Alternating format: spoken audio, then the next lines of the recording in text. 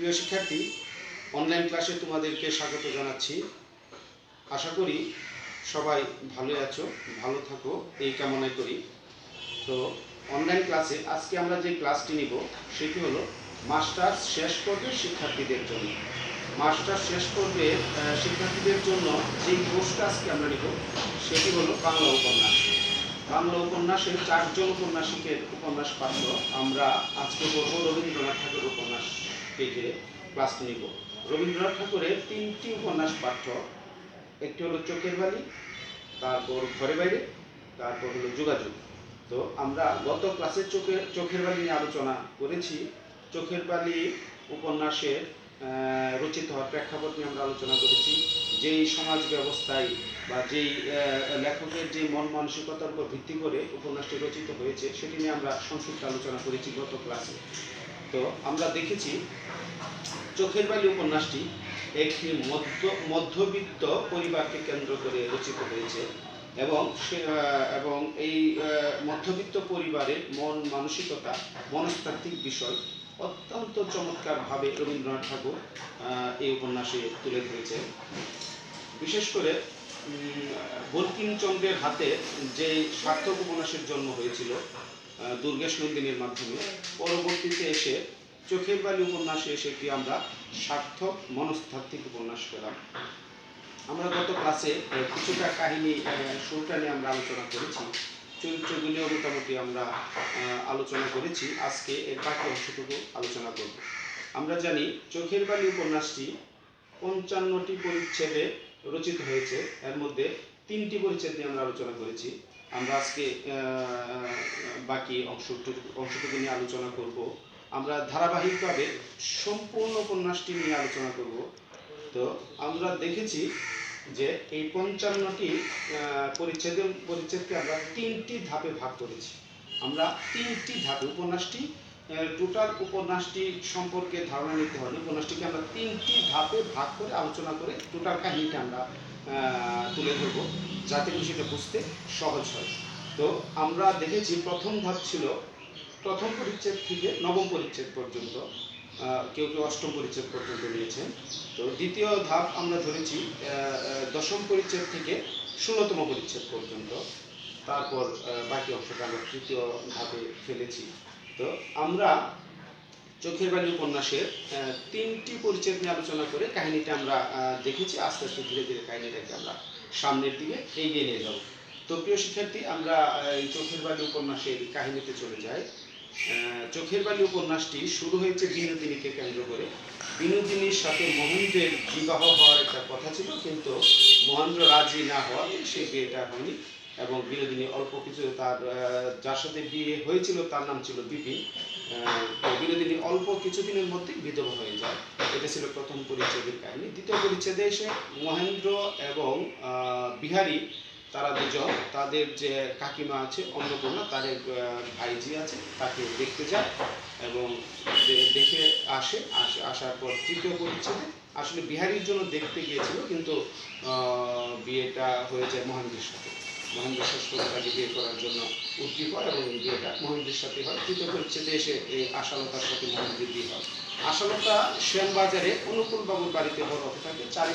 চার কুলে তার কেউ ছিল না। তার বাবার নাম ছিল অপূর্ব, তো তার একটা নাম ছিল, সেটা হলো চুনি। তো এইভাবে তৃতীয় পরিচ্ছেদ পর্যন্ত কাহিনীটা চলে আসে। আমরা এখন যাব চতুর্থ পরিচ্ছেদে। আসলে নতুন বিয়ে করে বাড়িতে আনার পর নতুন বউকে কিভাবে কার্যক্রম বা সংসারের যাবতীয় কার্যক্রম কিভাবে শেখানো যায়, তার শাশুড়ি এই ব্যবস্থাই করেছিল, কিন্তু মহেন্দ্র সেটাতে বাধা হয়ে দাঁড়ালো। এই অবস্থায় আমরা চতুর্থ পরিচ্ছেদের একটু অংশ আমরা দেখি, তারপর চলে যাব আমরা কাহিনীতে। রাজলক্ষ্মী তখন হঠাৎ অপরিমিত উৎসাহে বধূকে ঘরকন্যার কাজ শিখাতে প্রবৃত্ত হইলেন। ভাড়ার ঘর, রান্নাঘর, ঠাকুর ঘরেই আসার দিনগুলি কাটিল। রাত্রে রাজলক্ষ্মী তাহাকে নিজের বিছানায় শোয়াইয়া তাহার আত্মীয় বিচ্ছেদের ক্ষতিপূরণ করিতে লাগিলেন। অন্নপূর্ণা অনেক বিবেচনা করিয়া বঞ্জির নিকট হইতে দূরেই থাকিতেন। যখন কোনো প্রবল অভিভাবক একটা ইক্ষুদণ্ডের সমস্ত রস প্রায় নিঃশেষপূর্বক চর্বণ করিতে থাকে, তখন হতবম্ব লুব্ধ বালকের খুব উত্তরোত্তর যেমন অসহ্য বাড়িয়া উঠে, মহেন্দ্রের সেই দশা হইল। তার মানে নতুন বধূকে যখন ঘর কন্যার কাজ শিখাতে লাগলো তার শাশুড়ি রাজলক্ষ্মী, মহেন্দ্রের মাতা, তো এই যে সারাক্ষণ ঘরের মধ্যে ঠাকুর ঘরে, শেষ পর্যন্ত সন্ধ্যার পরেও রাজলক্ষ্মী তার বধূমাকে তার পাশে তার ঘরে এনে তার আত্মীয় স্বজনের বিচ্ছেদের কাহিনী শোনাতে লাগলেন। এদিকে মহেন্দ্র অপেক্ষা করে থাকে। তো এই যে একটা বিষয়, সেটা মহেন্দ্র মেনে নিল না। নতুন বিবাহিত স্বামী স্ত্রী তারা একটু একাকী সময় কাটাবে সেই আশায় ছিল, কিন্তু সেটা যখন হলো না তখন তার মাকে গিয়ে শেষ পর্যন্ত মহেন্দ্র গিয়ে বলল যে আমি আমার স্ত্রীকে লেখাপড়া শেখাবো, কাজেই আমি ঘরে থেকে এত ঘর করার কাজ করার দরকার নেই, আমি লেখাপড়া শেখাবো, এই বলে আশালতাকে সে তার ঘরে নিয়ে আসলো। এটাতে তার শাশুড়ি একটু দুঃখ পেল, মনোকষ্ট পেল। এটাই ছিল চতুর্থ পরিচ্ছেদের অংশ। চতুর্থ পরিচ্ছেদের শেষ অংশ ছিল যখন সেটা বললো। একসময় রাজলক্ষ্মী সেই অংশগুলো তার কাকিমা অন্নপূর্ণার সাথে যখন তারা কথা বলতে গেল, সেটা রাজলক্ষ্মী দেখে সে বলে, তো তোমরা কি সভা পরামর্শ করছো আমাকে নিয়ে। তো এই অবস্থায় রাজলক্ষ্মী যখন রাগ করলো, সেই রাগে যখন মনে করলো যে আমি রাগ ছেলের উপর রাগ করেছে, তো অভিমানে আমি তার কাছে গিয়ে দু একটি কথা বলবো, তখন সে উপরে উঠতে ছিল। তখন সে শেষ পর্যন্ত কি দেখলো, চতুর্থ ইয়েতে রাজলক্ষ্মী সিঁড়ি বাহিয়া উপরে উঠিলেন। মহেন্দ্রের শয়নগৃহে একটা দ্বার খোলা ছিল, তাহার সম্মুখে আসিতেই যেন হঠাৎ কাটা বাঁধিল। চমকিয়া দাঁড়াইলেন, দেখিলেন নিচের বিছানায় মহেন্দ্র নিদ্রিত এবং দ্বারের দিকে পশ্চাৎ করিয়া বধূ ধীরে ধীরে তাহার পায়ে হাত বুলাইয়া দিতেছে। মধ্যাহ্নের প্রথম আলোকে উন্মুক্ত দ্বারে দাম্পত্য লীলার এই অভিনয় দেখিয়া রাজলক্ষ্মী লজ্জায় ধিক্কারে সংকুচিত হইয়া নিঃশব্দে নিচে নামিয়া আসিলেন। এই হলো যখন রাজলক্ষ্মী গেল, যে এই অবস্থায় দুজন স্বামী স্ত্রীকে দেখলো, তখন সে নিজে লজ্জা পেয়ে এবং সংকুচিত হয়ে কোনো শব্দ না করে আবার সিঁড়িতে নিচে নেমে আসবে। এই হলো চতুর্থ পরিচ্ছেদের কাহিনী। আমরা এখন যাব পঞ্চম পরিচ্ছেদে। পঞ্চম পরিচ্ছেদও এরকমই। কিছুকাল অনাবৃষ্টিতে যে শস্যদল শুষ্ক পীতবর্ণ হইয়া আসে, বৃষ্টি পাইবা মাত্র সে আর বিলম্ব করে না, হঠাৎ বাড়িয়া উঠিয়া দীর্ঘকালের উপবাস দৈন্য দূর করিয়া দেয়। দুর্বল নত ভাব ত্যাগ করিয়া শস্যক্ষেত্রের মধ্যে অসংশয়ে আপনার অধিকার উন্নত উজ্জ্বল করিয়া তুলে। আশার সেইরূপ হইল, যেখানে তাহার রক্তের সম্বন্ধ ছিল সেখানে সে কখনো আত্মীয়তার দাবি করিতে পারে নাই। আজ পরের ঘরে আসিয়া সে যখন বিনা প্রার্থনায় এই নিকটতম সম্বন্ধ এবং নিঃসন্দিগ্ন অধিকার প্রাপ্ত হইল, তখন সেই অযত্ন লালিতা অনাথার মস্তকে স্বামীর স্বহস্তে লক্ষ্মীর মুকুট পরাইয়া দিলেন। তখন সে আসল গৌরবময় গ্রহণ করিতে লেশমাত্র বিলম্ব করিল না। বিষয়টা এরকম যে আশালতা ছিল একজন অনাথা নারী, তার চার কুলে কেউ ছিল না। সে তার কাকার বাড়িতে বড় হতো, অনুকূল বাবুর বাড়িতে বড় হয়েছে, সেখান থেকে এই বিয়ে হয়েছে। হঠাৎ করে সে যখন এরকম আদর আপ্যায়ন আনন্দ পেল, স্বামীর এত সান্নিধ্য পেল, সেও অত্যন্ত সানন্দের সাথে তা গ্রহণ করল। তো এই যে অবস্থা, এক সময় মহেন্দ্র তাকে পড়ানো বললো যে তাকে আমি লেখাপড়া শেখাবো, লেখাপড়া শিখে একজন আধুনিক নারী হিসেবে গড়ে তুলবো। এই কথা বলে সারাক্ষণ যখন সে তার নিজের ঘরেই থাকে, তখন রাজলক্ষ্মী এসে অন্নপূর্ণাকে সে অভিযোগ করলো। অন্নপূর্ণা সে তার বোনজিকে বোঝাতে গেল, তখন মহেন্দ্র বললো যে না, আমি তাকে লেখাপড়াই শিখাবো, তাকে আর নিচে ঘরের কাজ আমি করতে দিব না। অন্নপূর্ণা এইটা শুনে চলে আসলো, সেও খুব ব্যথা পেল এবং সে এক সময় বললো যে সে বোনজি থেকে দূরে থাকবে, যত দূরে থাকা যায় ততই ভালো। তো এই অবস্থায় আশালতা যখন এক পর্যায়ে শুনলো যে মহেন্দ্রের পরীক্ষা সামনে, তো মহেন্দ্রের পরীক্ষা, সে ডাক্তারি পড়ে, পরীক্ষা ফেল করার সম্ভাবনা যখন তার মনের মধ্যে জাগলো, তখন আশালতা একবার বললো যে না, তোমার লেখাপড়া করা উচিত। তখন মহেন্দ্র তাকে বিভিন্নভাবে বোঝালো যে আসলে তুমি কাছে থাকলে যে আমার পরামর্শ এরকম না, তোমার পড়া তুমি করবে, আমার পড়া আমি করবো। এইরকম তাদের নতুন জীবনের একটা টুকিটাকি, নতুন জীবনের একটা প্রেমের সম্পর্ক, দুজনের সান্নিধ্যে আসার সম্পর্ক, এই 4, 5, 6 এইভাবেই কাহিনীটা এগিয়ে যেতে থাকবে। তো শেষ পর্যন্ত 5-এর শেষে এসে কি হলো আমরা একটু দেখি। তো এই যে ফেল করার বিষয়টি, এক পর্যায়ে মহেন্দ্র তার পরীক্ষায় ফেল করে ফেললো। ফেল করলো কারণ তার লেখাপড়া হচ্ছিল না সময় মতো। রাজলক্ষ্মী কদিন তার ঘরে যায়নি, বা সেই বিছানাপত্র তার ঘর কন্যা গুছায়নি, অভিমানী সে যায়নি।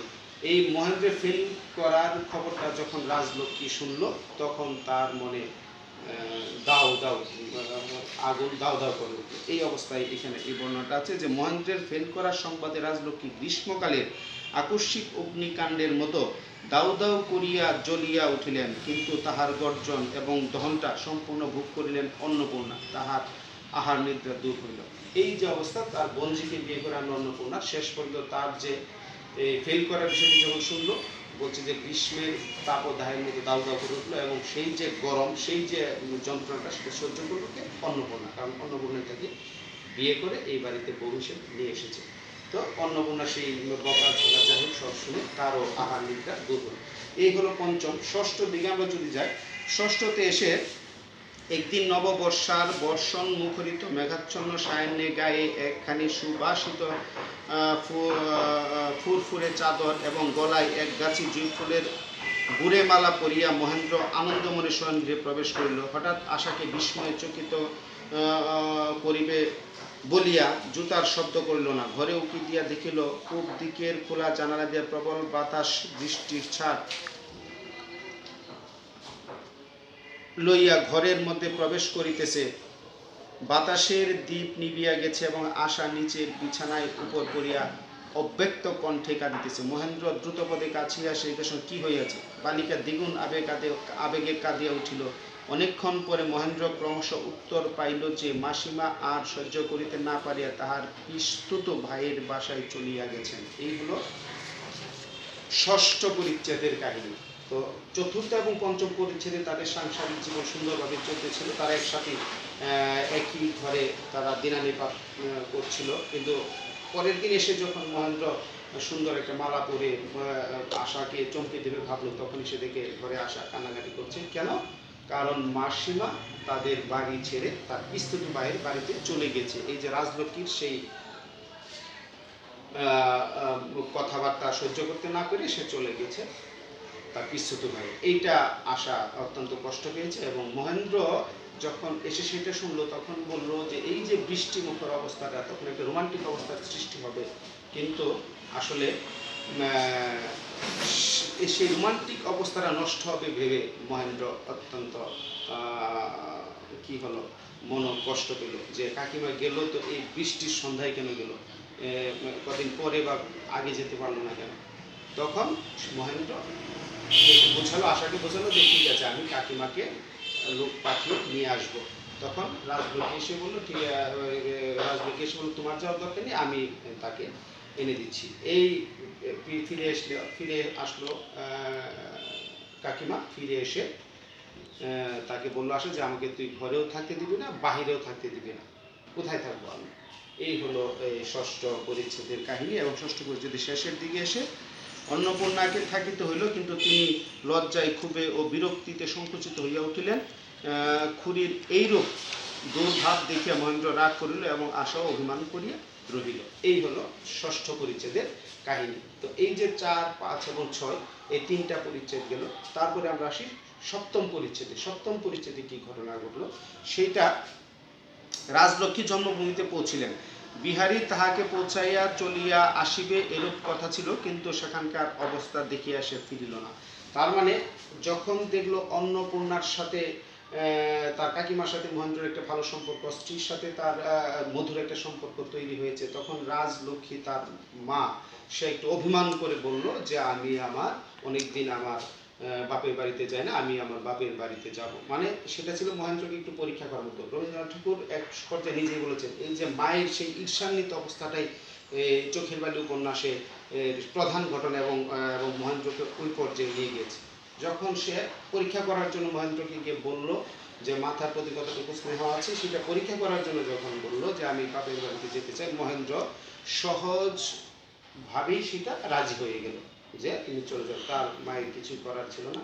এক পর্যায়ে ভেবেছিল মহেন্দ্র নিজে গিয়ে দিয়ে আসবে, কিন্তু সেইটা হলো না। মহেন্দ্র নিজেও গিয়ে দিয়ে আসে না, সে কয়েকজন লোক দিয়ে তাকে পাঠিয়ে দেবে ভাবছিল। এই সময় বিহারি এসে বললো আসলে তোমার যাওয়ার কথা ছিল। পরে বিহারি তাকে রাজলক্ষ্মীকে তার বাপের বাড়িতে নিয়ে যায়। আমরা আগেই জানি রাজলক্ষ্মী এবং বিনোদিনীর মা হরিমতি তারা একই গ্রামের, দুজন একই গ্রাম থেকে এসেছে, অত্যন্ত পরিচিত দুজন। তো এই যে বিহারী তাকে রেখে দিয়ে চলে আসবে ভাবছিল, কিন্তু সেখানে আর তার আশা হলো, ফিরে আসা হলো না, কয়েকদিন সে সেখানে থাকলো। সেইখানেই প্রথম রাজলক্ষ্মীর সাথে বিনোদিনীর দেখা হয় এবং সপ্তম পরিচিতি রাজলক্ষ্মীর সাথে বিনোদিনীর দেখা হয় এবং বিহারীরও দেখা হয়। তো বিনোদিনী অত্যন্ত সুন্দরভাবে রাজলক্ষ্মীকে সেবা শুশ্রূষা করতে থাকে। অনেকদিন পর দেখেছে তার মায়ের একজন কাছের আত্মীয়কে, এই ভেবে সে খুব যত্ন করতে থাকে। বিহারীকেও সে যত্ন করতে, বিহারী যখন ঘরে থাকে না, তার যে ঘরে সে থাকবে সে ঘরটা অত্যন্ত সুন্দর করে সাজিয়ে গুছিয়ে রেখে যায়। তো রাজলক্ষ্মী ওইখানে থাকা অবস্থায় সে হয়তো ভাবছিল মহেন্দ্র তাকে চিঠি লিখবে। এতদিন তার মার সাথে দেখা নেই, তার মাতৃস্নেহ অসম্ভবভাবে বেড়ে যায় এবং সে অপেক্ষায় থাকে কখন মহেন্দ্র তাকে চিঠি লিখবে এবং সে সেখান থেকে চলে আসবে। কিন্তু মহেন্দ্রের কোনো চিঠি সেখানে যায় না। এক পর্যায়ে এসে বিদায়কালে অন্নপূর্ণা, এক পর্যায়ে অন্নপূর্ণা রাজলক্ষ্মীর কাছে চলে যায়। সে চলে যাবে কাশীতে চলে যাবে, এই ভেবে সে রাজলক্ষ্মী এখানে বিদায় নিতে যায় এই তার পিতৃ বাড়িতে। তো এই রাজলক্ষ্মী অন্নপূর্ণা সেইখানে গিয়ে সেখান থেকে সে বিদায় নেয় এবং চলে যায়। কিন্তু যাওয়ার আগে বিহারীকে একটা বালা দিয়ে যায় যে আমি তো আর থাকবো না যখন তুমি বিয়ে করবে। কারণ বিহারীর একটা খুব ছিল মনে মনে সে কোনোদিনও বিয়ে করবে না। আশাকে তারই বিয়ে করার কথা ছিল, কিন্তু সে অন্নপূর্ণা যখন মানা করলো যে বিয়ে না করবে, তখন সে বললো যে আমাকে আর কোনোদিন তুমি বিয়ের কথা বলবে না। এই ভেবেই অন্নপূর্ণা ভাবলো যে ছেলেটা একটু রাগ করে আছে, তাকে একটা দিয়েছে যে তুমি বিয়ে করে তোমার নতুন বউকে আমার আশীর্বাদ স্বরূপ এই বালাটা পরিয়ে দেবে। সেইটা দিয়ে সে এবং রাজলক্ষ্মীর কাছ থেকে বিদায় নিল। বিদায়টা হলো এরকম। বিদায়কালে অন্নপূর্ণা কহিলেন, বিহারী আমার মহিনকে আর আমার আশাকে দেখিস। রাজলক্ষ্মীর হস্তে একখানি কাগজ দিয়া বলিলেন, শ্বশুরের সম্পত্তিতে আমার যে অংশ আছে তাহা এই দানপত্রে মহেন্দ্রকে লিখিয়া দিলাম। আমাকে কেবল মাসে 15টি করিয়া টাকা পাঠাইয়া দিও। বলিয়া ভূতলে পড়িয়া রাজলক্ষ্মীর পদধূলি মাথায় তুলিয়া লইলেন এবং বিদায় হইয়া তীর্থ উদ্দেশ্যে যাত্রা করিলেন। অন্নপূর্ণা চলে গেল কাশীতে। কি দিল? রাজলক্ষ্মীকে একটা দানপত্র দিল, যে তার শ্বশুরের যে অংশ ছিল সেটা মহেন্দ্র নামে লিখে দিয়ে গেল এবং বললো যে তাকে মাসে মাসে 15টি করে টাকা পাঠিয়ে দিলে হবে। এই হলো সপ্তম পরিচ্ছেদ। অষ্টম পরিচ্ছেদে এসে যে আশা কেমন ভয় পেয়ে গেল, একই হইল না চলিয়া মা চলিয়া গেলেন, মাসিমা চলিয়া যান, তাহাদের সুখ যেমন সকলে তারাইয়াছে, এবার যেন তাহাকেও তারাইবার পালা। পরিত্যক্ত শূন্য গৃহস্থালীর মাঝখানে দাম্পত্যের নূতন প্রেম লীলা তাহার কাছে কেমন অসঙ্গত ঠিকিতে লাগিল। এই যে তাদের দাম্পত্য প্রেম লীলা, সেইটাতে কাকিমাকে দূরে সরে দিল, তার শাশুড়িকেও দূরে সরাই দিল। তো সে এখন ভাবলো এখন আমাদের দূরে যাওয়ার পালা। এই ভেবে সে অত্যন্ত ভয় পেল এবং সে মহিমকে বলল যে তুমি মাকে এবং কাকিমাকে ফিরিয়ে নিয়ে আসো। কিন্তু মহিম সেটা গেল না। সাথে এসে মহিম আর সেখানে গেল না। এই যে এখানে আরেকটা রোমান্টিক দৃশ্য আছে, যে পাশের বাড়ির কুকিলটা ডাকাডাকি করতে থাকে। শুনে তারও একটা কুকিল ছিল, সেটা ডাকে, কিন্তু সেদিন ডাকাডাকি করে নাই। তখন সে গিয়ে দেখে কুকিলটা মরে আছে। এই যে একটা অলক্ষণীয় পরিবেশ সেখানে তৈরি হলো, সেইটাতে আশা অত্যন্ত ভয় পেয়ে গেল। ভয় পেয়ে এক সময় বলল যে তুমি মাকে নিয়ে আসো গিয়ে, আর একা আমার ভালো লাগছে না। এটাই বললো। আশা আস্তে আস্তে আপনাকে ছাড়াইয়া লইয়া আঁচল শূন্য করিয়া বকুল ফুল ফেলিয়া দিল, কহিল আর কেন, ছিছি, তুমি শীঘ্র যাও, মাকে ফিরাইয়া লইয়া আসো। তখন বলল যে তুমি মাকে ফিরিয়ে নিয়ে আসো। অষ্টম পরিচ্ছেদ, ছোট্ট একটি পরিচ্ছেদ, সেটা নবম পরিচ্ছেদ। অষ্টম পরিচ্ছেদে আমরা কাহিনীটা বললাম। নবম পরিচ্ছেদ ছোট্ট একটি পরিচ্ছেদ। সেই পরিচ্ছেদে বিহারী আসলো। বিহারী আসার পর দেখলো যে তাদের ঘরকন্যার এই অবস্থা, সব কিছু এলোমেলো। তখন বিহারী এসে বলল যে তুমি মাকে একটি চিঠি লিখলে মা এখানে চলে আসবে। তো বিহারীর অনুরোধে সেই চিঠি মহেন্দ্র লিখলো এবং সেই চিঠি নিয়ে বিহারী চলে গেল সেই তার মায়ের কাছে। মহেন্দ্রের মায়ের কাছে তাকে ফিরিয়ে নিয়ে আসার জন্য। তো এই যে প্রথম ধাপের যে কাহিনী, বিনোদিনীর বিধবা হওয়া, আশালতাকে বিয়ে করা, আশালতাকে বিয়ে করার যে সাংসারিক রোমান্টিক একটা পরিবেশ, সেইটা প্রথম ধাপে আসলে কাহিনীটা এইভাবে গড়ে উঠেছে যে তাদের রোমান্টিক প্রথম বিয়ে করার পরে একটি দাম্পত্য জীবন কিভাবে একত্রিত হয়ে মিলেমিশে থাকতে চায়, এবং তার চাওয়ার মাঝখানে আরও যে অনেকগুলি বাধা এসে দাঁড়ায়।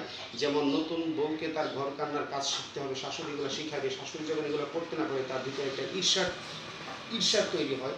সেই যে হিংসা থেকে এই কাহিনীটা আস্তে আস্তে এগিয়ে নিয়ে যায়। কাকিমাও চলে গেল, কাকিমাকে সে বারবার রাজলক্ষ্মী তার যাকে অন্নপূর্ণাকে বারবার দোষারোপ করতে লাগলো, সেটা সহ্য করতে না পেরে কাকিমাও চলে গেল, অন্নপূর্ণাও চলে গেল কাশিতে, এবং রাজলক্ষ্মীও চলে গেল তার পিতৃ ভিটাতে কয়েকদিনের জন্য। এইখানে এসে যে এই যে চিঠির জন্য অপেক্ষা করছিল মহেন্দ্রের মা, এই যে একটা চিঠি গিয়েছিল, সেই চিঠিটি যখন বিনোদিনীকে পড়ে শোনাতে বলল, বিনোদিনী 2 লাইন পড়ে আর বাকি অংশটা না পড়ি বলে যা শোনার দরকার নেই, সেটা তার সাংসারিক জীবনের দুজনের প্রেমের কাহিনী, সেটা ফেলে দিল সেই চিঠিটা। তো এই যে চিঠিটা বিনোদিনী এসে বারবার সেই চিঠিটা পড়তে লাগলো যে মহেন্দ্র কিরকম, আশালতা কিরকম, তার মনের মধ্যে একটা জল ছবি তৈরি করতে লাগলো যে তাদের এই যে রোমান্টিক জীবন সেটা আমারও হতে পারত। তখন থেকে বিনোদিনীর মনে মহেন্দ্রের প্রতি এবং আশালতার প্রতি একটা আগ্রহ তৈরি হয়েছিল, সেটা 7ম পরিচ্ছেদে। তো এইভাবেই কাহিনীটা এগিয়ে নিয়ে গেল 9ম পরিচ্ছেদ পর্যন্ত। আমরা দেখলাম যে তার মা 9ম পরিচ্ছেদে ফিরে আসেনি, বিহারী চিঠি নিয়ে গেছে মহেন্দ্রের। সেই চিঠি রাজলক্ষ্মী পড়লো এবং বুঝতে পারলো সেটা বিহারী বলার কারণে মহেন্দ্র লিখেছে, সেটা কিন্তু মহেন্দ্র নিজের ইচ্ছাতে লেখেনি। সেটা চিঠি শুনেই রাজলক্ষ্মী বুঝতে পারবে, কিন্তু তারপরেও তার ছেলে তাকে চিঠি লিখেছে এই আনন্দে সে হয়তো ফিরে আসবে। এই যে প্রথম ধাপ, এইটা হলো চোখের বালি উপন্যাসের প্রথম ধাপ।